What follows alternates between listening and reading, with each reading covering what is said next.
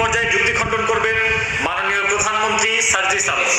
ধন্যবাদ মাননীয় স্পিকার এই সংসদে আমাকে সুযোগ প্রদানের জন্য। মাননীয় স্পিকার, আজকের সংসদে বিরোধী দল এসে সবচেয়ে বড় যে ভুলটি করেছে সেটি হচ্ছে আজকে আমরা ডাকসুর যে প্যানেল ছিলাম তাদেরকে সবাইকে অনন্ত জলিল মনে করেছে।